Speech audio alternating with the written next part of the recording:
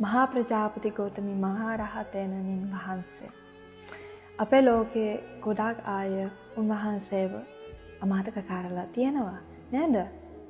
ඒක ලෝකම පාපයක්. අප සිද්ධාර්ථ කුමාරයට මාවගේ දුන්නත නැත්ත. තමන්ගේ පුත් වගේ සැලකුවා.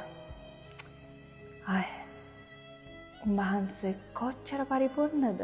හැම ගෑනු කෙනෙක්ම ජීවිතයේදී ඒ වගේම තිරාණයකට මුහුණ දෙන්න ඕනේ. මම මෝන වගේ කාන්තාවක් වෙන්නද කැමති. මම නම් මහා ප්‍රජාපති ගෞතමී වගේ කාන්තාවක් වෙන්න කැමති. මට තියෙන ශ්‍රද්ධාවක්, ධෛර්යය උන්වහන්සේ නිසා.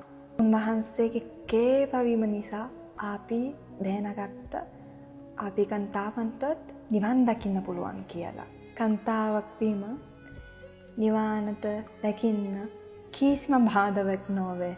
මහා ප්‍රජාපති ගෞතමී මහා රහතෙනණින් වහන්සේ කොච්චර නිර්භීතද ඔබ දන්නවාද? උන්වහන්සේ පාහවන්නේ තුව වෙනත් කාන්තාවන් 500 සමග කපිලවස්තු සිට වෛශාලි දක්වා වේදිය.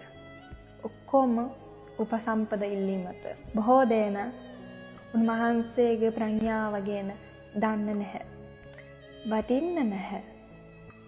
නමුත් මම හැමදාම මගේ හදවතින් උන්වහන්සේගේ අසීමිත කුසල මතක් කරමි. ඔබ කාන්තාවක් නම් උන්වහන්සේව නොසලක හරින්න එපා. අමතක කරන්න එපා. මගේ නම ගෞතමී.